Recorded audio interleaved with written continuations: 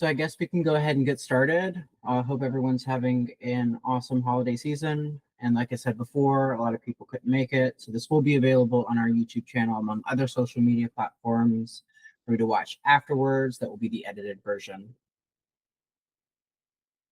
So I'd like to welcome everyone to our first annual meetup. And without further ado, let's go ahead and get started. So I wanted to start off by just introducing what is Parrot CTFs. So Parrot CTFs is a gamified platform designed to elevate your cybersecurity skills, whether that's red teaming, blue teaming, bug hunting, etc. We offer a little bit for everyone. We do offer the following products, which is red teaming labs.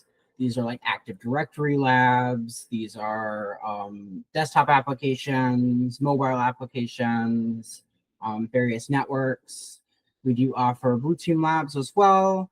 These are various SIM solutions, phishing training, anything that you will encounter on the SOC analyst side. We do also offer professional labs.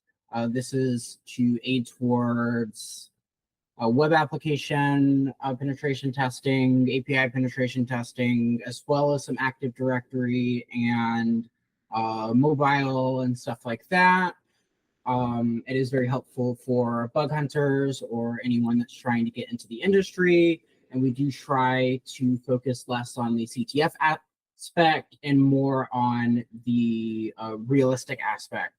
So a lot of these are transferable to real-world skills in the industry. We do also offer some academy courses. All of these are on the same plan. This goes over Burp Suite, web app hacking, network hacking, etc. Everything that you need to get started on the platform. And we do have some new products coming in. We have managed BDP and bug bounty programs. And this is supposed to help us bridge the gap between theoretical labs and actually, proving those skills in the industry. We also are working on web application and network certifications, which will help you get certified for the industry. And we are switching focus to the business and university side. We are in contact with a lot of universities and businesses who are on waiting lists for this. So that way people in the workplace can have access to the same thing that the individuals do. We also are working on CTF event hosting. A lot of the products out there are super expensive. So Parrot CTF's ultimate goal is to make things a bit more accessible, a bit more affordable, without breaking the bank, right? Let's go ahead and go into what our event schedule is going to look like. So we did reschedule our CTF. We did have a few technical difficulties there. So that's going to move a little bit closer to Christmas. We do have a $350 cash prize pool, along with VIP vouchers and challenge coins that will be included to the top 3 winners.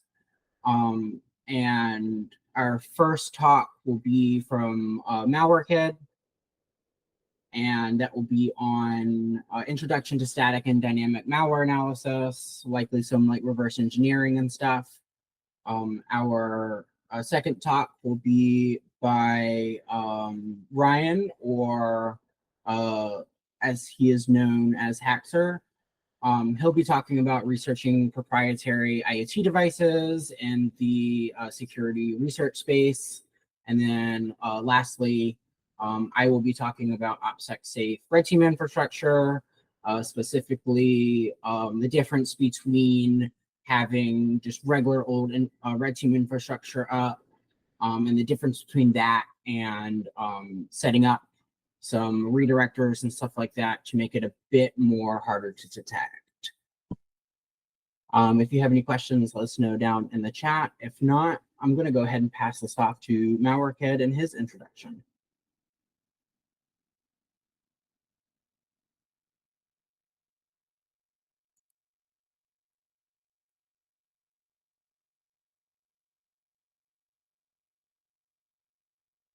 All right, Malware, it's off to you.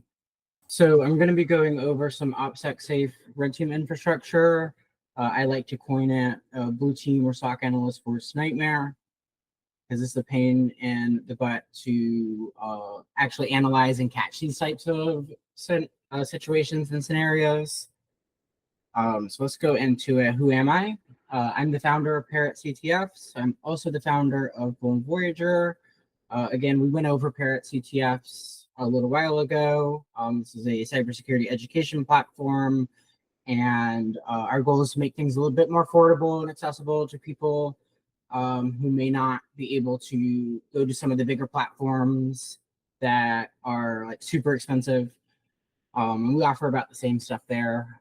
Voyager is a penetration testing as a service provider with the same goal of making penetration testing and like compliance testing for PCI, SOC 2, ISO, etc., a bit more affordable for people, as those tests usually cost between 20 to 50K, where ours is much cheaper with the same quality.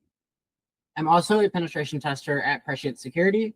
My day-to-day is doing compliance penetration testing for global banks and medium to large enterprises. I focus on web application penetration testing, API penetration testing, Active Directory penetration testing, API penetration testing, mobile penetration testing, and network penetration testing. So that's what my day-to-day looks like. Just nonstop testing those for those clients. And then I will present those reports, etc. I'm also a full stack web developer. I am pretty hands-on at Parrot CTFs. I like to help with the back end, the front end, and day-to-day operations when it comes to web development. I also have a background in network engineering and DevOps engineering. I did create the intranet for Parrot CTFs and all of the infrastructure there, including setting up our DevOps pipelines and security solutions with the help of a few SOC analysts under us as well. So that's my background on who I am. A bit of disclaimer here. The infrastructure discussed today represents only a segment of its overall setup. We're specifically focusing on the C2 infrastructure rather than the phishing infrastructure or anything else. And please do note that this is live infrastructure that is currently deployed in the cloud. So if you are curious and would like to explore it further, please reach out to me directly or someone from our team, and we can show you a bit more about it. We can go a bit more in depth if you'd like, but we do ask that you try not to investigate that yourself. The setup has been fully tested on a stock Windows 10 victim machine that will be shown in the slide. So it's not theoretical, but rather this is an attack that is used in the wild and during red team operations. So what is red team, or what is Opsec-Safe red team infrastructure, right? We'll talk a little bit about both. So red team infrastructure is infrastructure that's deployed temporarily to conduct red team operations. What is red team operations? So unlike penetration testing or VAP tests, where we're looking at a specific scope or a specific application, this is a different approach. Its goal is to compromise employees, workstations, and to find the overall vulnerabilities in an organization rather than a specific application. So penetration testing is used in red team operations, as well as vulnerability analysis, malware analysis. Sort of combines a bit of everything into a specific operation, with its end goal to compromise as much as possible. And we will work with blue teams and developers to help them find weaknesses in their organization. So when performing red team operations, where a lot of times the SOC team is unaware to keep it a bit more realistic. And we do have like controlled persons. What this means is that we usually have executives or we have specific directors that are going to be involved or aware of the engagement, while the SOC team will remain unaware. And the reason for this is so the SOC team can engage with our red team operation as if they would any other day. So they should be attacking us as if we are a real world threat. And this helps us gauge how prepared they are for a cybersecurity attack. This helps us figure out what their stance is when a cybersecurity attack is going on. And our end goal is to essentially keep them unaware as a red teamer. So that's our end goal. So that way, when we do deliver a report on vulnerabilities and different things that we do find, we can help them. So next time, if we were to perform this same red team operation, we would get caught on step one. So that way they are more secure as an organization. So usually when we are performing red team operations, stealth is required. Having infrastructure that's harder to investigate is necessary. Again, we don't want to get caught while we're doing these engagements by the SOC team. Again, we do have those controlled persons there who know that this engagement's going on, that we have, full-blown statements of work with them, and essentially what we like to call our get out of jail free card. In case the SOC team does catch us, we're able to pull them aside and say, hey, we are performing a red team operation. This is actually justified, and make sure that the rest of the SOC team won't know about it so we can continue our engagement. There are different types of red team operations. There are like network-based red team operations where we're, attacking Active Directory. There are like full-blown physical pen tests here where we might try and attack, key card readers in like a hotel or something like that. Social engineer our way onto like the roof, for example, where no one should have business being on the roof, right? So if we're able to get there, someone wasn't asking the right questions and that needs to be reported. So again, having that infrastructure harder to investigate is necessary to ensure that our compromises stick and the engagement lasts. Otherwise, the red team operation's over before it even starts, right? If you run a vulnerability scan in an environment, that should get caught, right? And if it does not get caught, there's a problem. The TLDR here is when we're setting up our red team infrastructure, we want to make sure that we're using redirectors and reverse proxies and malleable C2 instances. And what this means is that there's two types of C2 instances. You can have static C2 instances that its only behavior is to hold malicious traffic, whereas malleable C2 profiles and instances allow you to control how this malicious traffic is handled. For example, there are some C2 redirectors that allow us to, C2 malleable C2 profiles that allow us to configure what the traffic looks like. So for example, we can make our traffic look like Zoom traffic. We can make our traffic look like Google Meets traffic. And the end goal here, again, is just not to get caught, right?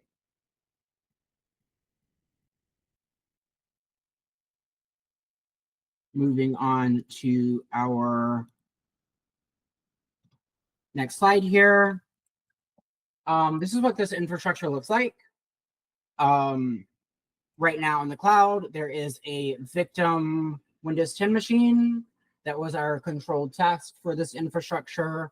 And then we have our tester machines. And because this is a malleable C2 profile C2 instance that is collaborative, multiple testers can join this in a group effort. So all of them will have access to those C2 compromises and that infrastructure, et cetera, right? All of them will be connecting directly to the cloud, all of the victim machines, whereas the tester machines will connect directly to our infrastructure. And the reason for this is our victim machines need to go through a domain that's hosted in the cloud here. So that way we can determine how we want to distribute this traffic. Once it hits that domain, it will go through a Nginx reverse proxy, which is essentially just a set of rules to define how traffic is going to be handled. This can be used for like web servers, APIs, etc. In this case, we're using it for malicious web traffic.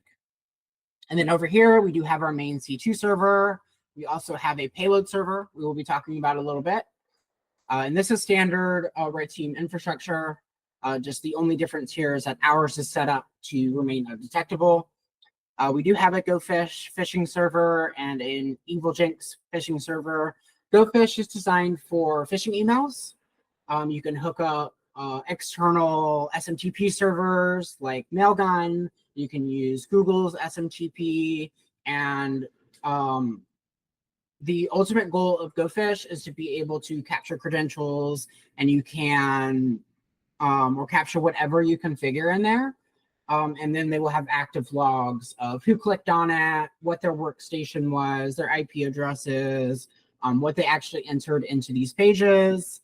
And then EvilJinx phishing server is designed to deploy various products like Google's SSO or Microsoft SSO. There's like 150 to 200 different ones that are pre-configured. You can also set up your own. But these are more like application level phishing. So what we might do in an actual engagement is combine all 4 of these together. And we might use EvilJinx phishing server to deploy a Microsoft 365 instance to capture SSO credentials. We'll deliver that with GoFish via an email. And we might also include a payload from our drop server that will ultimately compromise their actual machine. So then we'll have credentials from them or an active session, as well as full access to their machine. Great. So how does this setup help us evade detection?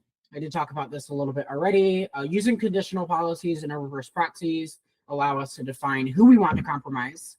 And very specific settings. We can also define where that compromised traffic goes. So if you are on a subdomain of cdn.chimetrust.com, for example, you might go directly to the C2 server, whereas if you're on admin.chimetrust.com, you may go to like a netcat listener. If you're at email.chimetrust.com, you may be redirected to a email phishing listener that's hosted like GoFish. And while we're doing all of this and setting up these policies, everyone else who does not match these policies, i.e. certain like headers or secret paths or facade files, they're going to see something entirely different. So from an investigative perspective, you're not going to see the same type of traffic that a victim machine is going to see when you compromise that victim machine. So taking a quick look under the hood at our domains and infrastructure from an investigative perspective, like we just talked about, I did a few things here. You can go much more in depth than just this. This is just a high level overview of the active compromised machine. So we went ahead and did an Nmap scan here. We wanted to see if there was any like suspicious ports open on this machine. And since this is hosted with Cloudflare, we actually do see port 80. We do see port 443, which is standard because that's what's open on the web server for web ports, and that's what Cloudflare supports. We also see the 2 proxy ports that are default from Cloudflare. This is port 8080 and port 8443, which is actually where your traffic is going to go through.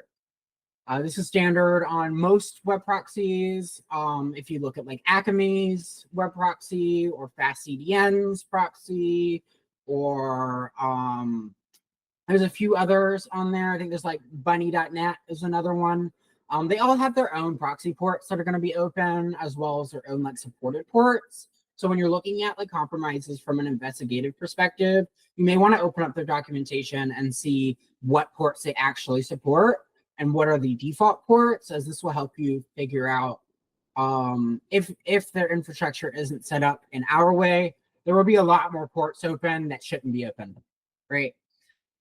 And looking at our PowerShell history here, this is me actually downloading a C2 payload. And this is looking from the PowerShell history from an investigative perspective. Like this is a SOC analyst looking at this. And a production machine, there will actually be a lot more command history, especially if, in this case, we're targeting a developer's machine. There will be a lot more downloads in here. So we're sort of going through a security through obscurity approach here, where we want to hide our traffic and legitimate traffic. So a developer that's working on, a LAMP stack, Linux, Apache, MySQL, PHP, downloading Bootstrap is totally normal for them to do. They might also download jQuery. They might download, a bunch of other JS libraries to use inside of their development environment. So all of that would be listed in their PowerShell history if that's where they downloaded it from. And in this case, we can see that we are making a curl request to https://cdn.chimetrust.com. And then there is some random characters here and bootstrap.min.js. And we're outputting it to bootstrap.min.js here. So, and from an investigative perspective, this looks like we're just downloading Bootstrap. So when we actually go and look at this domain, we'll see that it's 403 forbidden. So what we're trying to achieve in this case, though we can technically also set up full-blown landing pages if we wanted to. But in this case, we opted for the lazy way, which is just to put it as 403 forbidden. A lot of websites out there, if they're having certain issues with their proxies or their load balancers, or they have some sort of web application firewall that's misconfigured, you'll see 403 forbidden quite often on websites that are experiencing some kind of issue. So while this is a bit odd, it's not totally out of the normal for websites to randomly give you a 403 sometimes. And of course, because we don't know the secret paths in this case, it's going to give us 403 forbidden. But if we did know the secret paths, then it would give us a 200 or a 404 or whatever else we configured for this machine to use, right? Taking a look at this from a red team perspective, again, we just looked at what a SOC analyst would see when they're investigating our infrastructure to see if we're some kind of malicious actor. Now we're going to look at it from a red team operator perspective, what we are seeing and what we are using. So first up here is an Nginx reverse proxy. As we can see here, the server name is chimetrust.com with a root of var www.html. And when you make a request to the root here, it's going to do a bunch of checks, a bunch of if and else statements here. And in this case, one of the additional things that I added here was if you have the user agent header of Parrot Assassin 15, you'll actually have different functionality than if you had a regular old header. Now, in a real-world red team operation, this would likely get flagged as a random user agent header, not being something like Mozilla, Safari, or certain versions. It's quite odd. You may see things like different bots or different crawlers as well. So we could disguise ourselves as a crawler. We could disguise ourselves as legitimate traffic by grabbing a standard user agent header and just switching up the versions a bit on there to versions that don't exist. But not a lot of people have memorized those exact versions, so it could still slip by. The next thing we're doing here is we're checking the remote address and we're checking a condition. So basically, if both of these pass, then it's going to use the proxy pass here and it's going to pass us to port 9001 on our Chime Trust server. So again, when the victim machine is creating some sort of request, it's going to have that user agent header. It's going to match those policies, and it's going to be directed directly to our proxy here. The next thing that we have here is a payload drop server. This is where we're actually hosting our malicious file. And something super interesting about the payload drop server, while it is free and open source, and you can download this on your own, by the way, this entire infrastructure only cost me $50 to set up. So it's not super expensive to set up. You can also set it up in a local lab via VMware. So that just goes to show how affordable and how easy it is to set up some of this stuff, right? And in this case, our payload was hosted at https://cdn.chimetrust.com, these random characters, and bootstrapmin.js. But what's actually being executed here or delivered is testing3.exe. So with this payload server, we actually are able to define two different files that we want to use. We can upload a legitimate bootstrap file, and then we can upload our C2 payload. And what we're able to do is we are able to switch between the two, right? So if we want bootstrap or this URL to display bootstrap, we can when we're not using that. So that way, when an investigator goes to that URL, they're not actually going to see our C2 payload. And again, if we're not downloading from that URL, we shouldn't really have testing3.exe showing as a red team operator, as that sort of ruins a bit of our OPSEC when doing this red team operation. And again, that's going to trip up those SOC analysts if they don't know what they're looking for. And then we can just switch that on and off as we want. The way to defend against this as a SOC analyst or as a blue teamer is to ensure that outgoing traffic is logged somewhere. If you're downloading a file onto your machine as a developer, as someone from finance, etc., and you do have active SIM solutions there, again, these are going to be company devices, right? And you do want some sort of data loss prevention there. So you can set up some policies to log what is actually being downloaded each time you're actually making this request. So if this was set up in this policy in this way, as a red team operator, if I were to download my testing3.exe, that would be logged somewhere. And then when I shut that off and a SOC analyst goes through and looks at this bootstrap URL again, they may see that it's bootstrap, but then they can go back through their logs and they'll notice that it was bootstrap, my testing payload, it's an executable, and then bootstrap again, and then that should flag you that this is compromised. This is a compromised device, and that this is red team infrastructure, right? And then that should be blocked.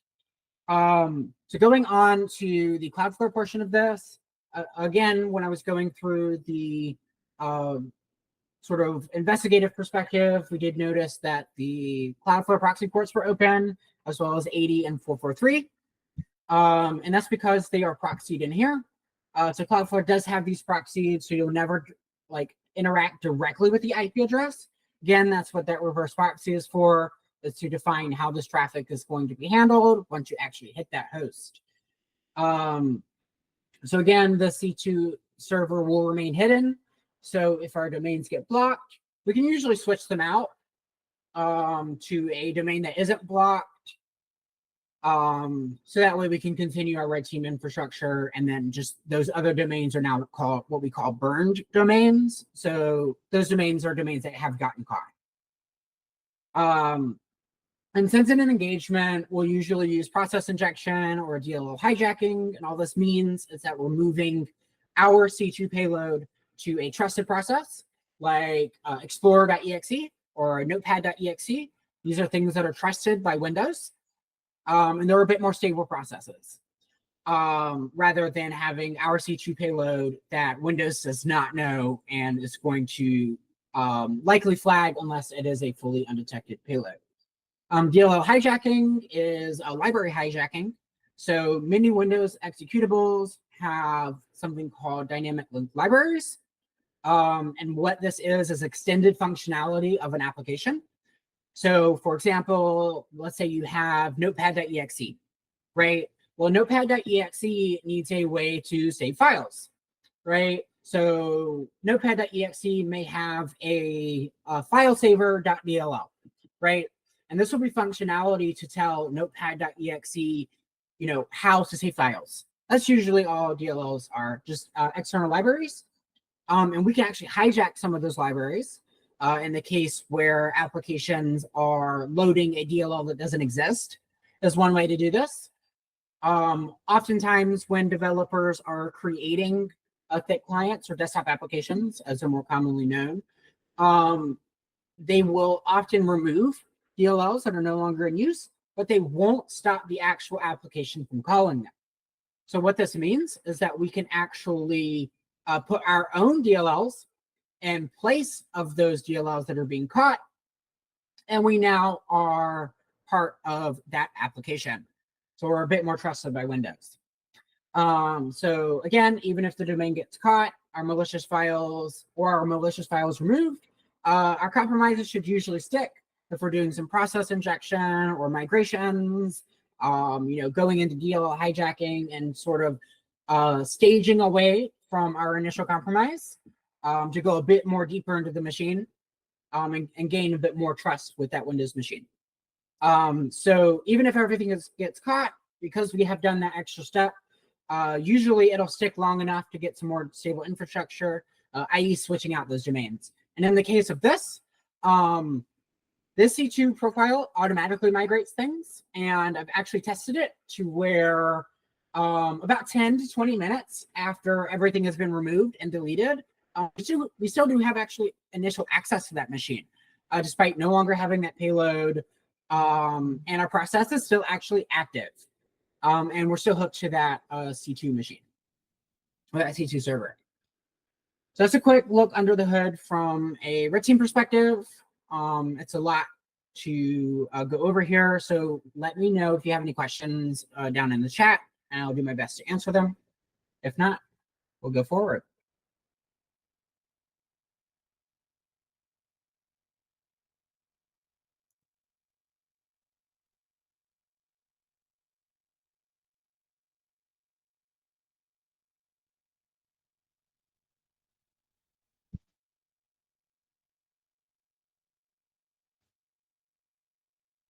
All right, looks like we have no questions at this time. If you do have questions a bit later, that's fine. We can wait until after all of our presentations, and then you can ask questions as well. And we'll try our best to answer those. So again, this is just looking from an investigative perspective. SIM solutions are constantly checking out logs, constantly checking out if logs have been changed, if they have been deleted. They're constantly checking different files, etc. So you really don't want to use PowerShell to switch this from a .js to an exe. Now, some SIM solutions will catch this anyways, but a lot of these standard out-of-the-box SIM solutions aren't going to catch this like very, very easy and straightforward way of modifying this file.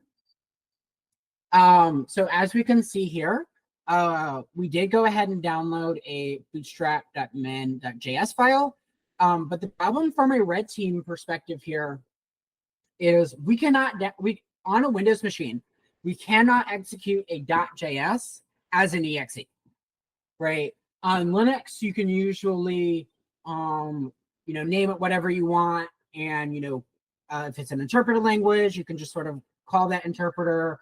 You can run different files and different applications, and it'll usually listen to you. Windows does not do this.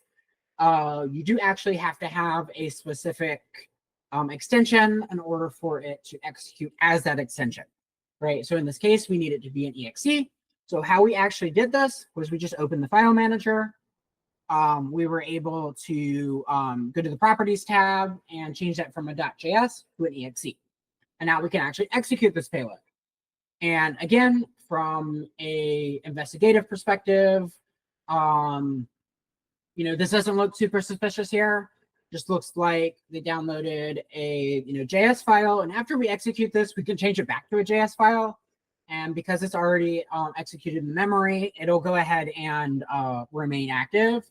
So that way, when this machine ever gets investigated, it's still going to look like it's that .js file. However, the caveat to this is that it still is actually an executable.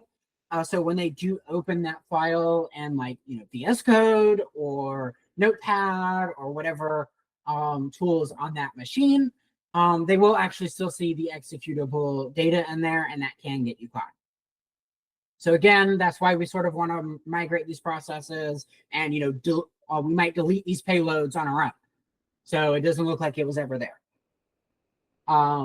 But again, it doesn't look super suspicious here. And when we go ahead and execute that, we will actually get a callback to our C2 server. As you can see here, this process is bootstrap.min.exe on a Windows 10 machine, and we are executing the directory command successfully. As we can see, there's our desktop.ini, so we are actually on the desktop. There's our bootstrap.min.exe that's on the desktop. And there is our active, I believe they call them grunts on this one. Not sure. It's a compromised machine. TLDR here. So yeah, we got a successful callback here using this infrastructure. And that is the end of this presentation. So let me know if you have any questions. If not, I believe we're going to pass it over to Haxer, and we will see what's going on with malware kits. Any questions?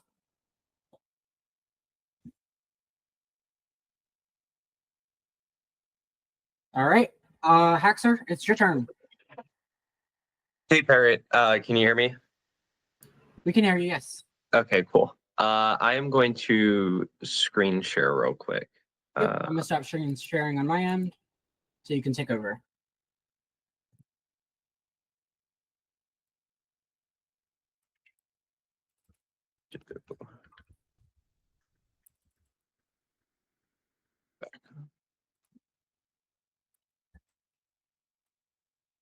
Okay. Can you guys see? I can see. Cool. All right, let me Alrighty, well, thank you for handing it off, Parrot. Well, welcome in, everybody. Thank you all for joining and being here. This is a small presentation I have on researching proprietary IoT devices. I did this presentation because a while back I was doing research on Apple TV, which is quite some old research, and I've covered it numerous times. But one thing I didn't cover was what the differences were in that research versus other existing, maybe easier IoT devices I've gone over. So in this presentation, we'll be covering what proprietary devices are and how they can pretty much change a little bit about what your environment is when you're hacking, or may require different fields of expertise. So let's just get straight into it. The first slide I have up is who am I?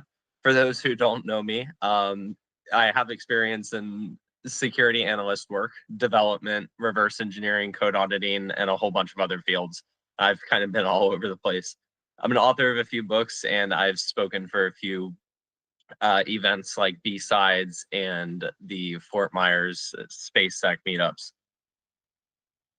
The next slide we got is pretty much what am I talking about when I mean proprietary devices? Something that I've had not many bad, what do you call them? Bad interactions with, to say. Proprietary devices are pretty much, when we say this, that they're devices that oftentimes have more different custom characteristics than other devices. The one common example I like using is Roku and Apple. Roku has their Roku TV, which is very open sourced and is very not entirely open source like from a system level, but pretty open source with a lot of their code bases and software they use that make it not fully proprietary. Whereas Apple has a lot of custom file formats, a lot of different, custom compilers and programming language, operating systems, and even network protocols that they've built, all to make it to where they want to get with the device. They often have different characteristics as well. They're a lot more legally protected. Apple has a common pattern, if you ever spend time watching this, where if people find flaws in their devices, they're almost instantly taken off the internet. There's a few of them that do sustain, and you can find, of course, the National Vulnerability Database has a history of a bunch of shit like that. But the finding them like you will any other device or application is going to be a lot less common, and it's going to be harder and often take a lot more techniques. Source code is definitely not going to be out there as well, so Googled working might yield less results, and they are definitely more unique to tamper with because of their custom systems and technology. They have a lot more to cover in a whole general space that takes a lot more time to focus on. So that kind of sums up proprietary devices. Since we got that out of the way, we can kind of head on to the next slide. Let me zoom out a little bit because this is kind of bothering me. So for those who aren't familiar with traditional IoT hacking or testing in any sense, to give two traditional base methodologies, you have your traditional reconnaissance and vulnerability scanning. Often people will use Google Dorking and a method or sets of many different methods from traditional recon to try and get some form of information on the proprietary device that they're looking at. However, as I mentioned in the previous slide, you'll probably have to advance a lot of your dorking techniques. I know I had to as well, where I had to use quite lengthy queries or very specific queries to get any information. And even then, the information that turned up was very unlikely to be relevant. But that doesn't mean you shouldn't do it, because you definitely should. Traditional tools that automate service-specific scanning won't usually work on IoT devices that are proprietary like this, because they have their own infrastructure setups. So if you have a script that automates scanning, say WordPress sites, you're probably not going to be able to use the same unless for some reason you find a WordPress site on an IoT device, which in that case, feel free to throw a WordPress scanner at it. But generally speaking, there's a lot more difficulties, especially in the infrastructure design, that make it harder for a lot of open sourced regular scanning tools to pick up a lot of the stuff that these IoT devices might be harboring in the back end. So the next, the first thing I should actually say that changes is going to be the way we hack the device. So as I had mentioned, there's a lot more limited information. You have a legal side of it that's taken a lot more seriously, and there's a lot more of a complex and larger attack surface. So I mentioned this with devices a little bit in the previous slide, but they take more time to exploit, usually, not every single time, because every device is going to be different. But generally speaking, a lot of the proprietary IoT devices I've come across have a much more larger attack surface to cover, and they are a lot more complex in the way they operate, which of course makes the exploitation of the vulnerability a lot more difficult than it needs to be. Those words were not coming out of my mouth. Additionally, one thing that really stops a lot of people is the legal hole. Companies like Apple are really known to go back on their word and just go sue people right off the bat. They've done it multiple times for tampering. I didn't list a case here, sadly, but there's definitely been a few that you can find publicly where Apple's not been a fan of researchers. But the limited user base and development base as well takes a hold to not making it so exploitable. Of course, any good hacker is going to figure out, there's a flaw in every system, but having a user base or some form of community and developer base is going to help hackers a lot more, because there's more information circulating your device. Of course, that's considering that there's more users and more devs than just one or two. And of course, the limited information doesn't help. So all in all, there's a lot of things that changes in the way you're going to be hacking, but often a lot of it changes during your execution and the way you go about executing things as well. All this goes to say that it also depends on the information you have and your vuln of your target component. The difficulty is going to change based on your parameters like that, because some people can be doing proprietary IoT device tests, but those tests come with a lot of pre-existing information on the device's components or other portions of the device that aren't necessarily proprietary to you. So from there, of course, talking about the actual execution of your research and stuff, now we have like stepping into individual stages. Now, as mentioned in the, when I gave the base methodologies and stuff, there are different things in your recon steps that change. You do have traditional tool scanning like Nmap and working with tools or engines like NSE to work with, make plugins for Nmap, which better your scanning. But of course, a lot of things will come down to bare bones scripts like that. I find that a lot of the modern hacker space is using a lot of basic open source tools to scan already pre-existing and known systems, but everybody should be familiar with Nmap because of scenarios like this where we might not know a system. And of course, you guys all know, I'm sure, that Nmap in of itself is also just good for automating unknown tests or scripts, or sorry, not scripts, but unknown scenarios. Using base tools, we're going back to more tools. You're learning how to utilize basic commands that interact with APIs like curl, which are more or less just for web interactions, but are still very useful for APIs. And also learning how to get specific information that during your recon is going to help. But again, always look forward to tuning your queries, because tuning your queries will be mostly important in scenarios where information is very limited and you need to clean through a lot more information or filter through. So the bigger differences here, as I had mentioned in the previous slide, was actually the difference between Roku and Apple TV. If you do some Google dorking on both of them, this difference becomes clear, because Roku has open source developer documentation, they have API documentation, they have everything pretty well documented and out there about their systems. Well, if you go try to look up some Apple AirPlay documentation, you'll notice that there's only an unofficial documentation and then a baseline documentation from Apple, but that's just for user support. That's where you'll notice those changes. The K1's obviously a lot more hidden than the other, which is, of course, our key transparent factor here. So then you're going to have, things change during your actual exploitation. So one thing I've noticed that changed personally when I was working with Apple TV, especially during exploitation phases, if there was anything during that specific point in research, was there was often times where I needed to either A, chain many different flaws, or B, use other pre-existing flaws to get to other areas which exposed direct flaws. There was a lot more larger of an infrastructure, which resulted in more headaches when sifting through all the ideas that I had for exploitation. And I also needed to employ a lot of development techniques to build utilities.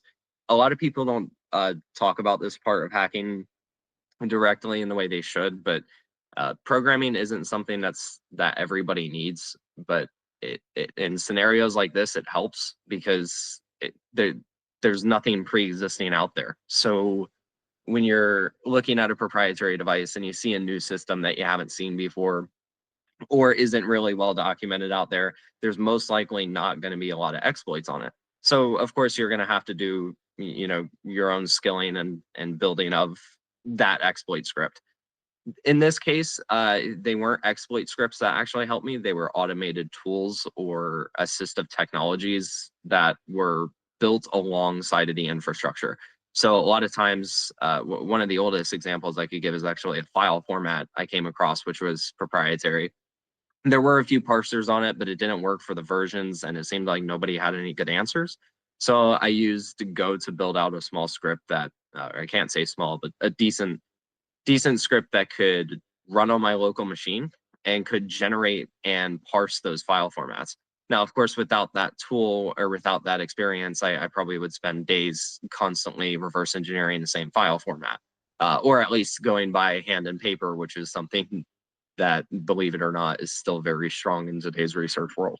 But yeah, so exploitation changes really depends on the way the infrastructure is set up. Of course, easier or harder, depends on the way that infrastructure is set up, but usually because of how big and how vast and different it is, it takes a lot more extra steps than traditional IoT devices where they have either 3 or 4, small select systems in them. Moving from exploitation, there's other skills that definitely come into play. You have a lot of mobile reverse engineering, which is part of any device that uses APKs. You have standard software reverse engineering, which comes with devices that use standard binary applications written out of C, C++, or even compilers like the Rust compiler. And of course, going back to the OSINT's a huge thing. Advanced OSINT skills definitely shine here. The exploit development is not necessarily 100% necessary, but I do say it aids. So if you learn how to build exploits, as mentioned, it goes a long way. There are other fields that stem from your traditional IoT testing. You always are going to have that web testing, cloud testing aspect, especially considering IoT devices now have a lot of cloud and just general web infrastructure as well. But one thing I noticed that's really huge with proprietary devices is network protocols. Network protocols are definitely up in that chain of things that I feel like a lot of people undermine when they come to designing. There's AirPlay in of itself has had so many different flaws, and I tried to find this case before I did this presentation, but Apple also had just another protocol flaw, I think in either iCloud or their MDNS protocol directly. I'm going to say it's iCloud because of this, but using that protocol, you could basically brute force usernames and passwords or accounts on iCloud through MDNS because of a flaw that existed. But it's stuff like that that really makes me think that protocol security is one of those niche areas that definitely aids you in researching IoT devices, especially proprietary devices that have their own protocol suites. And you may often need to go into your own dirty diving, to say the least. What I mean by that is hand picking apart the protocol, looking at the hex dumps and seeing if there's anything like in the protocol data that you notice that's off, that's different from traditional protocols and other related testing methodologies. So for skills, really everything's applicable here. There's a lot of reverse engineering, a lot of security or general testing knowledge, general discovery and reconnaissance knowledge that we notice transverses, but a lot of it is changing based on the difficulty of it and how in deep depth you have to go. So really the difference between the two worlds comes down to how you're going to tackle it. Moving from that slide, there's of course the final stage of research, which is going to be your reporting, your data releasing and publicity portion of the research. Now, there were two ways I did this multiple times with proprietary devices, but when I did research on them, I often used companies as backings. I didn't do things on my own. So for example, I didn't write an article and host it on my own blog platform. I used research groups like Hack-and-Nine. Not that that does anything directly, but it gives me some form of reason to say, okay, this was legit research and I wasn't just posting this to say, hey, Apple sucks. But at the same time, it doesn't always help you the best legally. So that's not legal advice. Don't take that from me. But yeah, the way you present research and all that stuff will definitely change, mainly because of the new how do you call it, eggshells you have to step on pretty much. With companies that use, companies like Apple that build proprietary IoT devices, when you touch them, and they don't like that, like most companies when you touch their servers, but these companies often take them a lot more seriously, mainly because of the amount of funding and more around how security centered a lot of these companies are. So we can take Epic Games as one of the biggest examples. Like a 12-year-old had some basic client-side cheat and they sued him for like, I think it was like $1 million. And I was like, okay, suing 12-year-olds now. That's something. So we definitely got to at least keep that in mind with research like this, because this is a lot more of, sensitive devices, and they have components on them that are a lot more legally protected, to say the least, mainly due to how unique they are to that brand, it's something you should definitely take into account. And because of that, there are definitely limitations in the research that happen. Certain components you shouldn't touch or can't touch, or components that may be interlinked, but you may have to get some form of proper authorization to gain access to or work with and start testing. Of course, again, this depends on your environment, and I didn't really establish a good environment before I went into this, mainly because this is kind of centered around research that's like, oh, I found this Apple TV under my bed. Let me go rip it apart real quick and see, what I can find, what the main differences are. But primarily speaking, that's pretty much it from the research perspective. There's going to be a lot more work that goes into formatting it and making sure you're wording everything right. I'd probably get it reviewed by a few people, and I always do advise, if you have the connections or you have the money already, you can always try talking to a lawyer about this kind of stuff, especially if you believe that what you have is really big and it needs to be put out there, but you're always worried about the legal considerations. A lot of people aren't, but that my 2 cents is you probably should at least be conscious enough of it, because companies will come around and sue you for stuff like this. So moving from research and reporting, I wanted to make a subfield or a sub slide that kind of explained what helped me the most. And I have to say that now, of course, this may come across as bias, so take it as you will, or take it as professional advice, whatever. Not saying that it is, but the biggest field that helped me alongside of my proprietary IoT device research was reverse engineering. It didn't matter what road path it came from, whether it was protocol reversing, file reversing, software reversing, or even firmware reversing and hardware reversing. It came in handy, mainly because when you touch proprietary IoT devices, I had already mentioned that the whole purpose of them is literally to be these closed off devices that use all of one brand software. And pretty much there's a huge trust factor there. And even though there's been people that have existing reverse engineering reports and have documentation that was based on reverse engineering tasks, like the unofficial AirPlay protocol documentation, but at the same time, it's something that you should always take up, because in scenarios like this where you're coming across proprietary technologies all the time, it's going to be useful. The file reverse engineering was a whole different field that helped me work with files that the APIs and services relied on. The software reverse engineering helped me reverse engineer software applications that was on the device that were a part of system services, which gave me a good idea as to how the file data I was reversing was being handled. So you can kind of see where, just based around that, where things will start to interlink. And the reverse engineering space is definitely something that will assist you in research areas like this, especially ones that are big for binary programming, binary software and a whole bunch of other things like that. So yeah, that's pretty much this slide. A lot of this is just my personal recommendation on the field, and yeah, let's go to the next slide. But I can't say finally. I was about to say finally, but I'll say since we have one more slide. Looking from a different angle, this slide here is just showing you one thing that diving into proprietary IoT devices makes more fun. IoT devices already are a little bit of a mess to sort through, to say the least. So I say to anybody that is already in IoT or wants to get into it, eventually, I think regardless of the amounts of downfalls with hacking proprietary IoT devices publicly, privately, and even in the case of public research, I think hacking IoT devices that are proprietary are so much more fun than working with standard IoT devices.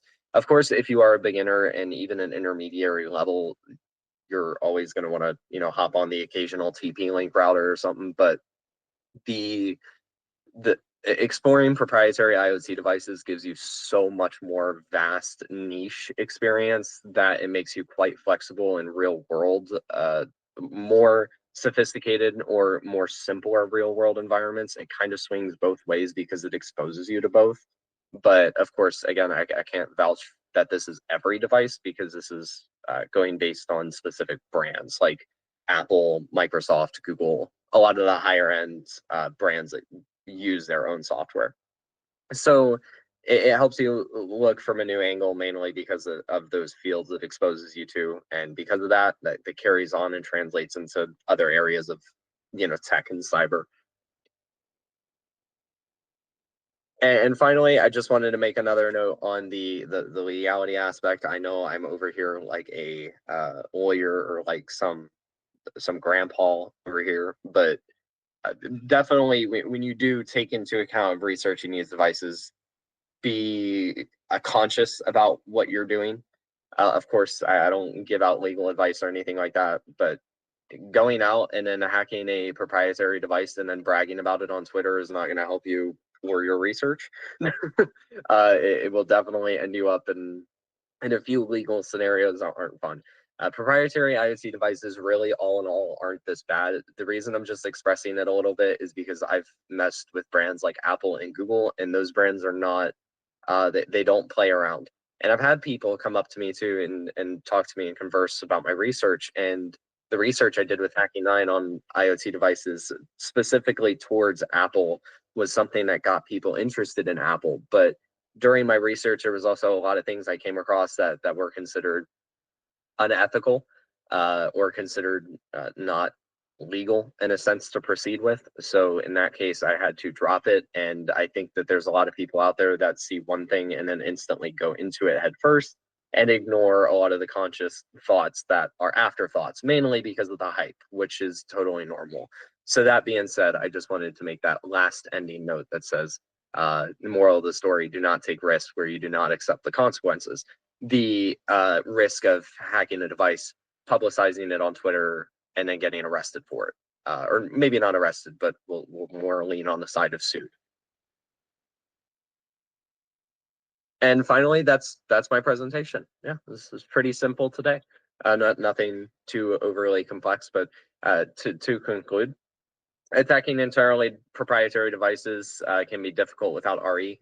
This one I had slide in from my previous version of this slide, but I'm going to go ahead and say it can be difficult without reverse engineering, in a sense that if you didn't learn it, it would be a little bit more of a pain to get used to proprietary systems. But I did not mean to word it in that way. So don't take it as you need to learn reverse engineering, because you don't. It's just a suggestion. Development definitely will assist you. Development has assisted me so many times, from basic Python scripts and basic scripting to all the way full-fledged system level programming in languages like C, C++, and Go.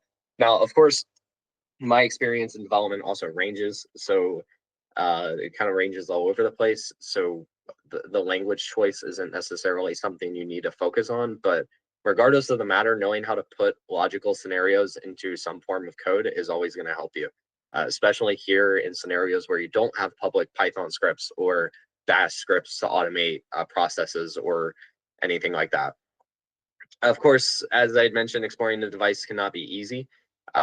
These devices often have larger attack surfaces and takes a lot more time, so be patient.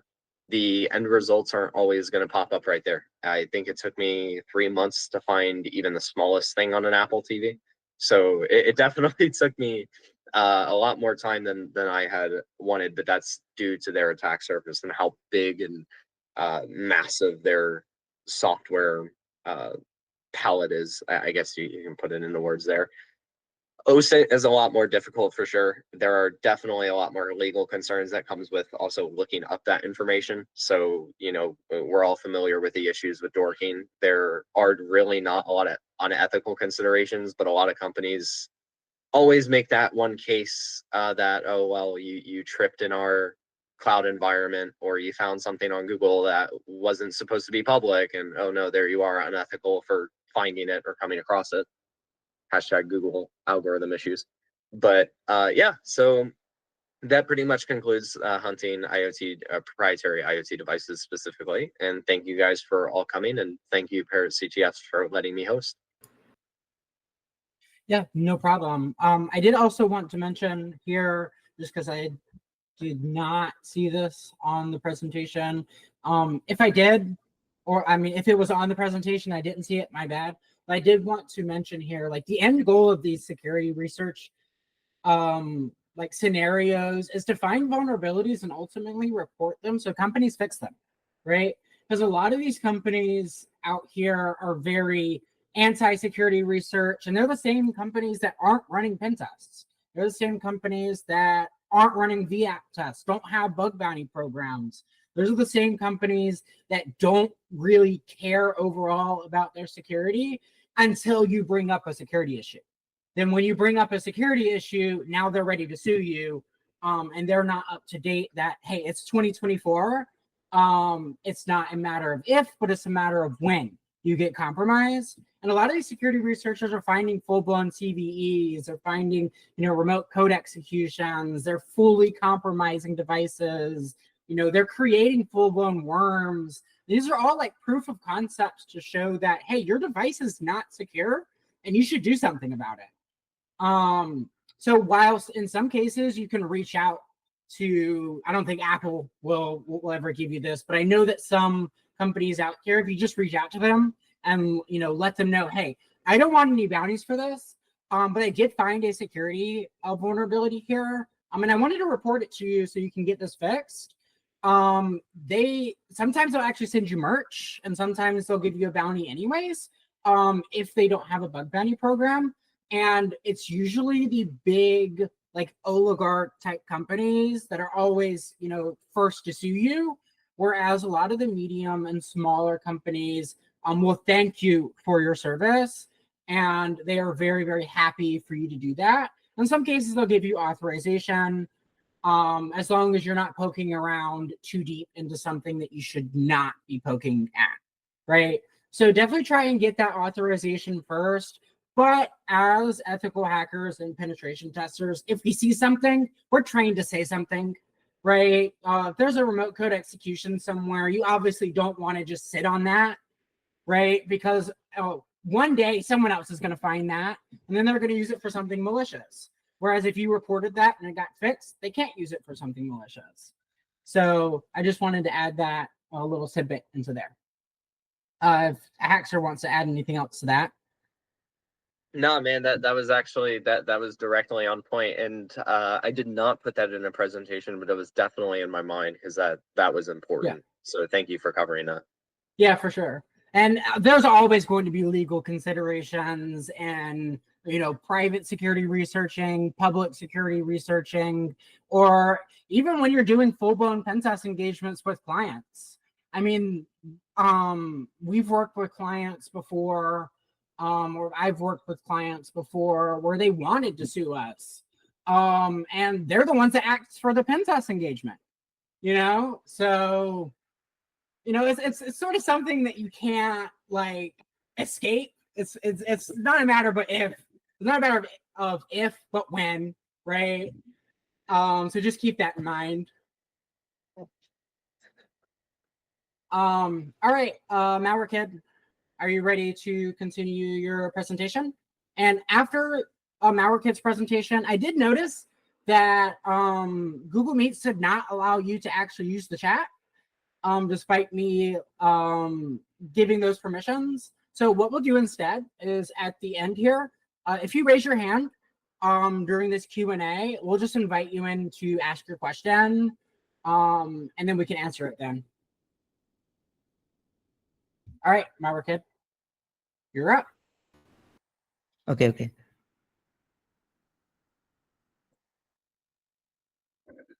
Hello, everyone. Thank you for joining this session. My name is Nitin Sharma. Let me share a screen. Okay. My name is Nitin Sharma, and I'm a security analyst for Fortel and a content creation for Parrot CTF. In today's session, I will walk you through some malware analysis techniques like static and dynamic analysis. So here's our agenda. I will start with an introduction to malware analysis concepts, then move into static and dynamic analysis methods. Finally, I will walk you through a hands-on demo where we will analyze a Windows executable. So what exactly malware analysis is?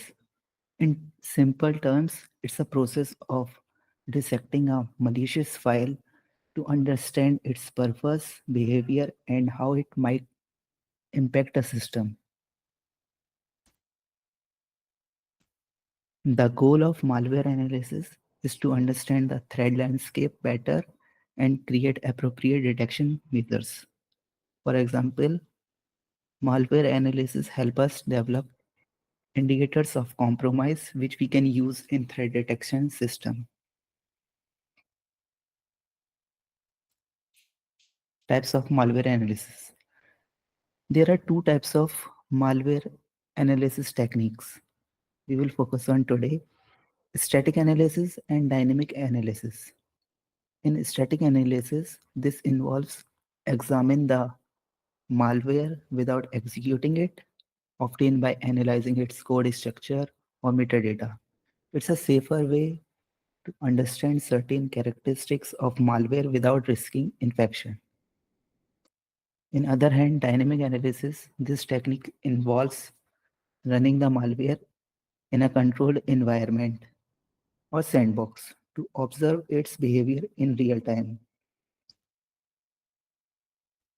This gives us insights into how the malware interacts with the system when it's live.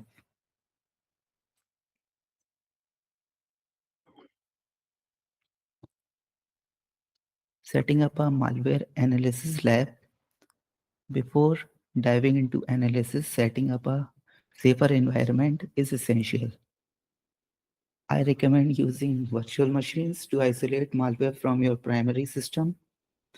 In this demo, I'm using a Windows 10 machine, which is running Flare VM, and I'm using a host-only networking to prevent the malware from spreading outside the lab.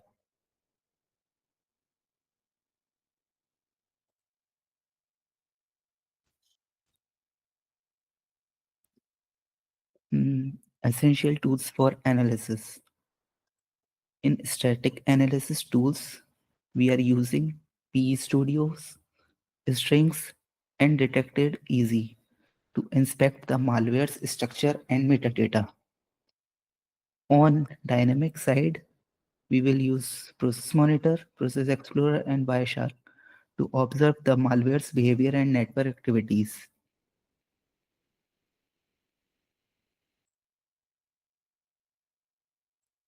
In static analysis, we analyze the malware without executing it. This can reveal a lot like file metadata, potential strings, and embedded resources. The most basic static analysis can involve just looking at the file properties like its hash, size, and timestamps. Let's analyze the MSF Venom payload. Here's the payload. We will start by looking at its signature. For exe, I'm using HXT tool to find its signature. What we are looking for is MZ4D5 5A, and this program cannot be run in DOS mode. So we can find if it's a exe or not. As you can see, it has 5D and 4Z, 5, 4D and 5A and MZ. And there you can see this program cannot be run in DOS mode. Also, if we change its extension, we can still find out.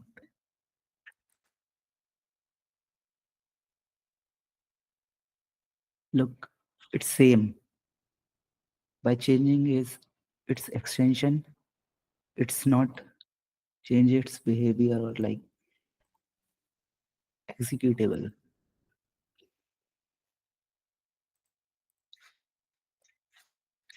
Let me change it to back to exe. Then we will find out its hash value. In here, I'm using hash my file.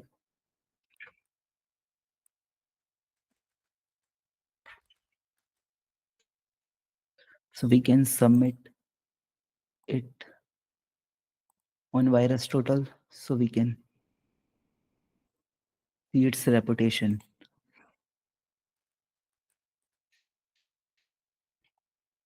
Here you can see its hash.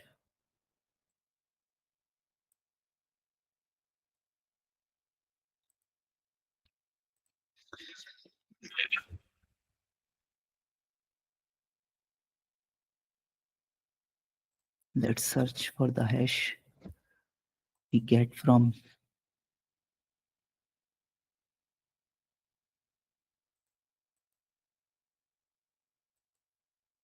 what the heck?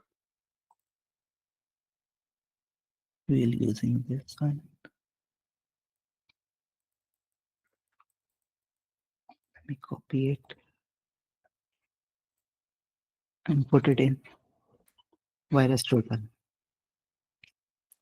As you can see, it is an exe payload executable Windows PE, and it's a product of Apache SUD server. What happened?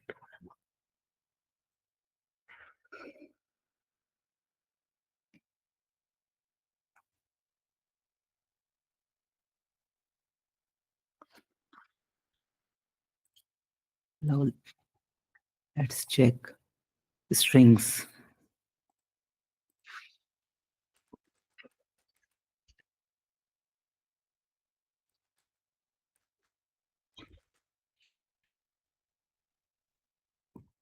We will first check its IP address by running this, by finding using regex.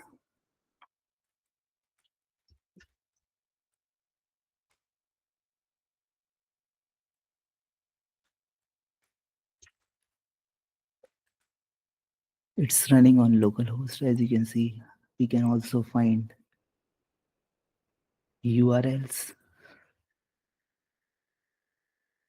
by running this command.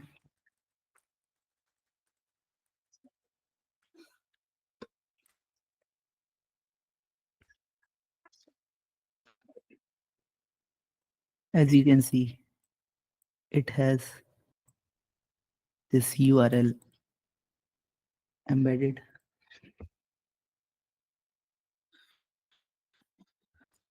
Now let's use detected easy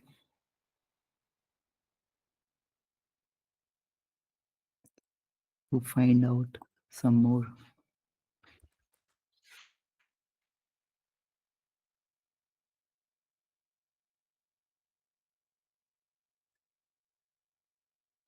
As you can see, it's using C, C++, and it's compiled using Visual Studio. That's what happened. Yeah, in here you can see it's Windows operating system executable, 32-bit.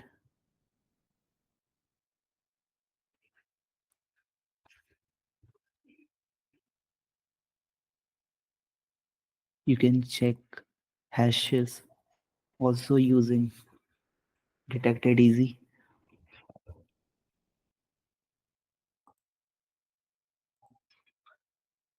Now let's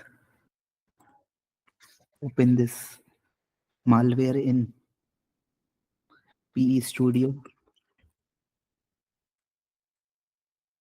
There it is.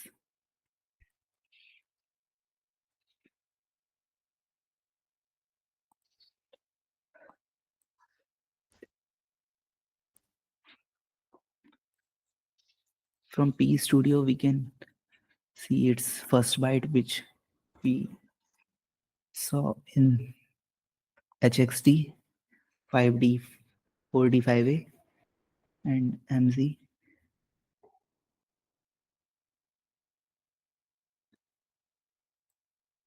Also, we can see the hashes, which we looked up using hashmap file.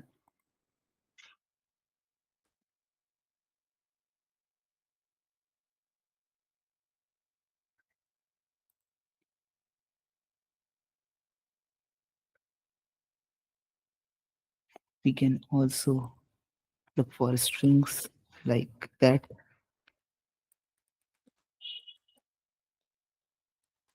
And then we can pass like numbers, how many numbers of length of each word will be like 6. Then we can do main.exe. As you can see, it has all the things in.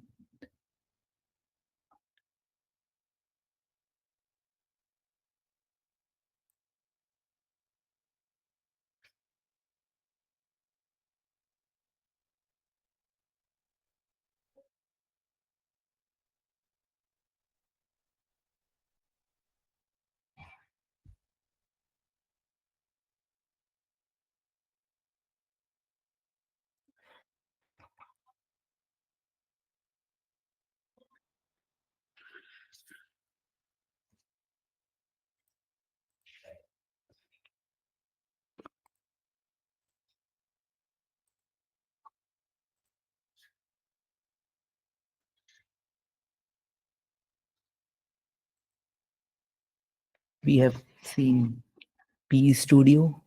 We analyze file header sections and its imports and see its hash files and its signatures. We also looked for URLs and IP address using strings. Also, we see detected easy if it's pegged or obfuscated.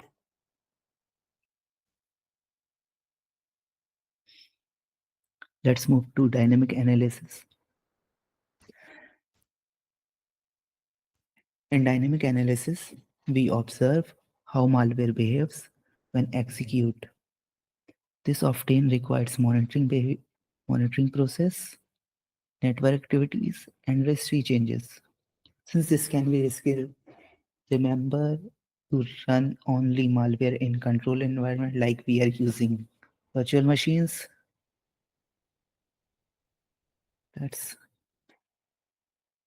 We will use process monitor.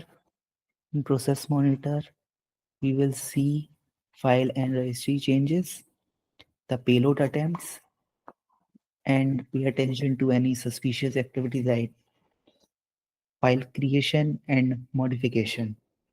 Then we will move to Wireshark.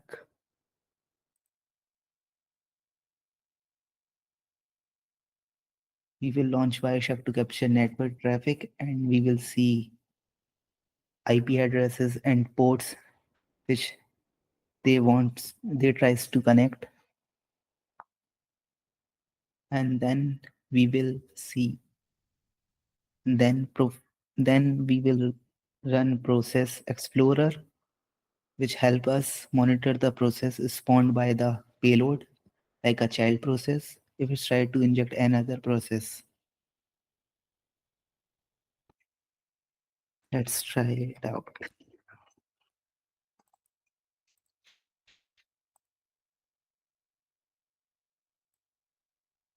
Let's run process monitor. Let me stop and delete the previous data.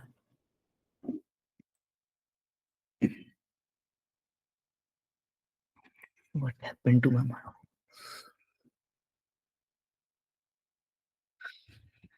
Let's start the process and see. Let me what and wait for a couple of seconds to run it.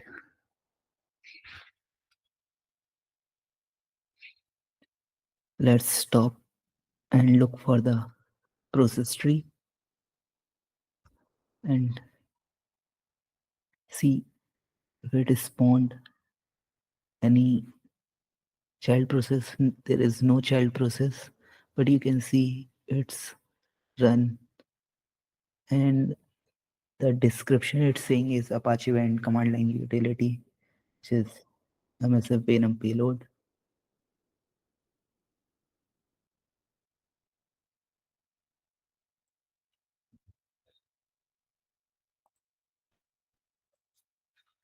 Let's run Wireshark and see which ports or IP address it's tried to connect.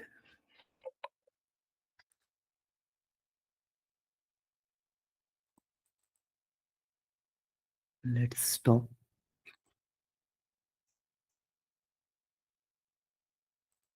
And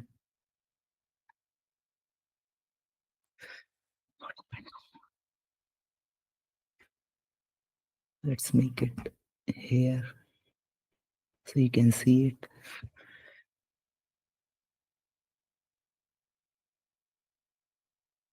Let me start capturing packet. Continue without saving and execute it. As you can see, it's trying to connect to the TCP port 4444. Let's stop the Wireshark and filter out some ports. TCP.port. As you can see, it's trying to connect from this source to this destination using 4444 port.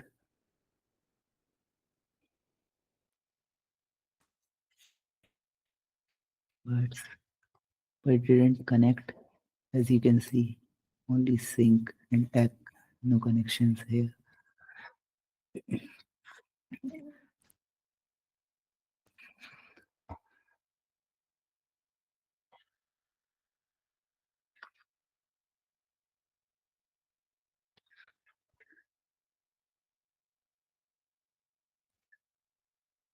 Let's run Process Explorer and see its child process.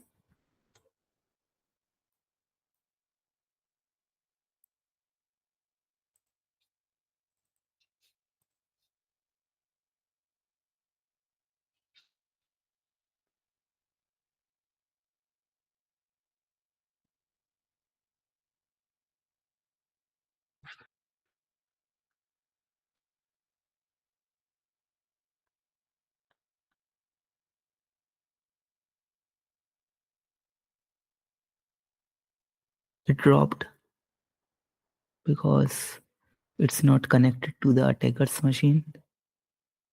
Let me run again.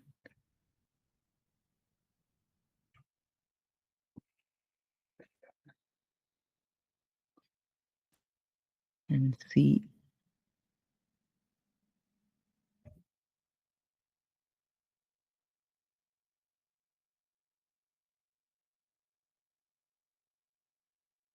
we can also see strings from Process Explorer of a specific exe. We can also find, okay, I don't know why.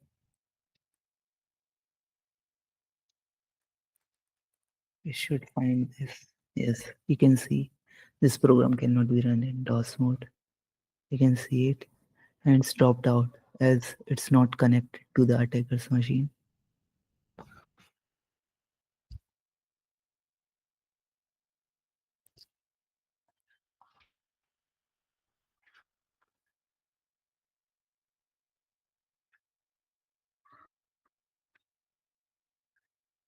Let's check any registry activities. we can look for these things like persistent behavior. In our run box, we'll type 10 to see if it's dropped any.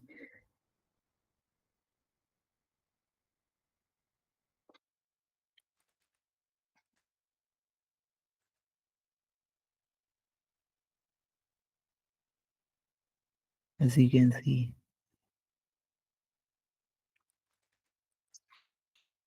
there is no match, so it's didn't dropped any persistent in temp directory. Then we will see startup,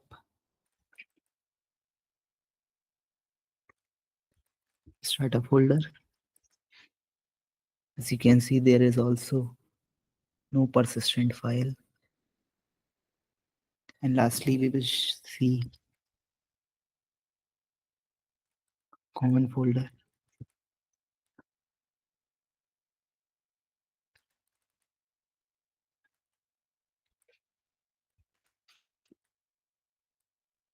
Run. Same here. There's also no persistent file. So that's all I think.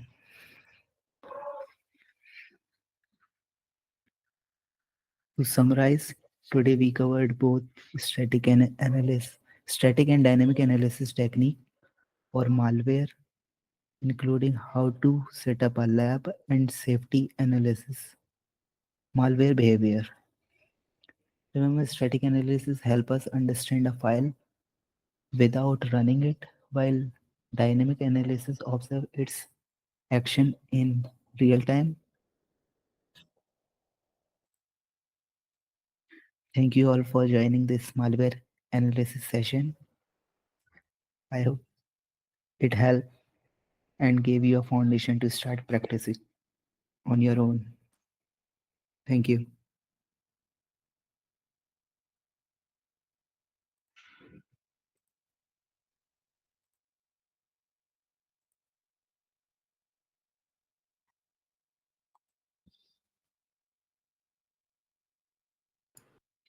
All right. I think that's all of our speakers. I wanted to invite anyone who has any particular questions. I did not realize that the chat was not letting you guys speak or type in that chat. Next meeting that we have, we'll have that fixed. So if you just want to raise your hand if you have any questions, then we can just invite you in to speak really quick and ask your questions.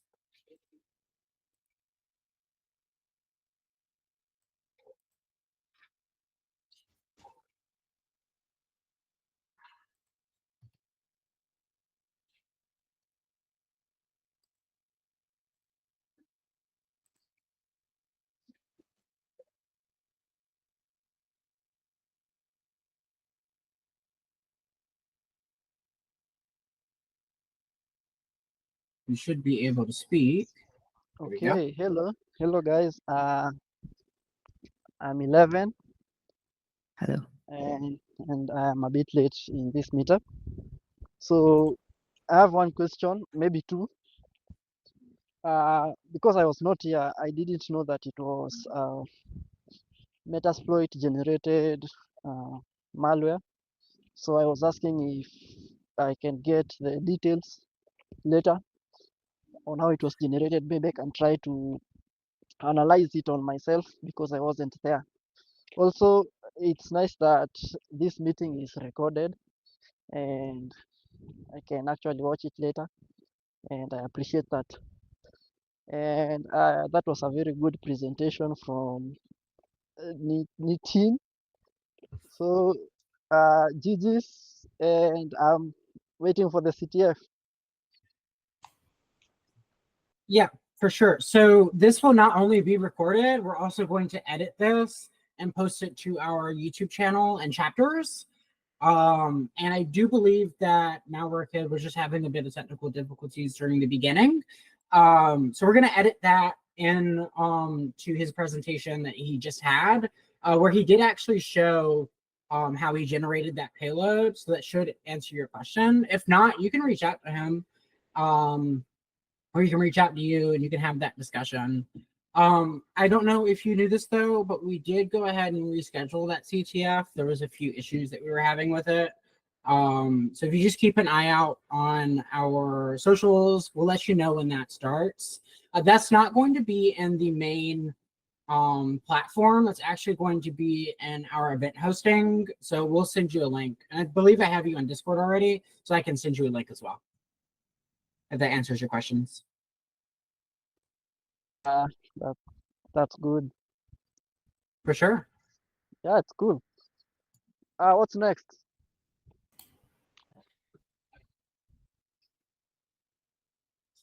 All right. Does anyone else have any more questions? You can just raise your hand. And I do have a question that was sent to me by Stitch, or he's in this call as Mero.v, I believe. And he said, can your platform work for any students who are in CS or cybersecurity curriculums? Since we have limited resource and access, plus teachers' lectures are not always very well organized. And the Unix class that he learned about the history of Perl rather than actual bash scripting. Any advice on that? Okay, so we do actually have a bash scripting video on our YouTube channel. We do have like a bunch of free educational content on our YouTube channel, and we're going to continue to post that out. And we're also going to be creating some free courses over there as well for web application hacking, API hacking, Active Directory hacking, and network hacking. So you can keep an eye out for that. If you ever have any questions, our support staff is trained to help you on lab machines and giving you guidance. So it's full-blown support, not just for your accounts or if you're having issues with labs. If you have like any questions at all, reach out to support and they're trained to help guide you on any sort of things that you're having. You can always join our Discord and at someone who you want to talk to, and we can join you in a voice chat and have conversations and help you. If there are lectures that you're going through in college and you're just not quite understanding it, we're more than happy to help make that more digestible or give you additional resources that they might not have mentioned. But our platform is for anyone who wants to get started. There is beginner CTFs, there are intermediate CTFs, there are hard CTFs, there are walkthroughs and courses, and all sorts of content on there that are aimed to not only get you started, but also continue your evolution through cybersecurity. So it's not just for beginners, it's not just for seniors, it's not just for intermediate people, it's for a little bit of everyone. Any more questions? And all you gotta do is raise your hand and we'll invite you to speak.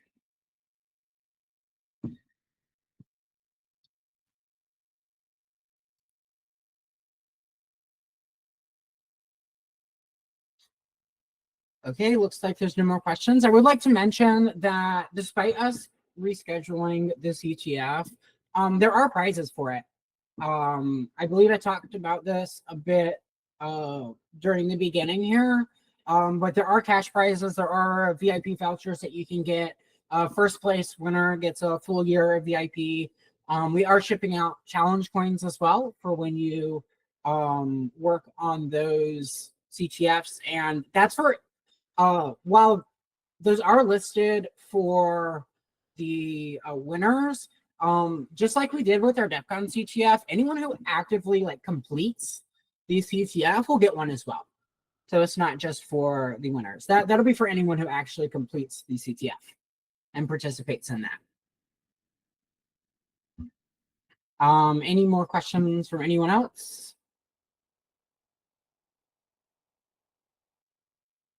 Nope. All right. Feel free to reach out to our support chat if you have any other questions. If not, I thank you for coming. This was our first annual meetup. We'll have one again next year. Hopefully we'll be a little bit more prepared. And thank you for joining.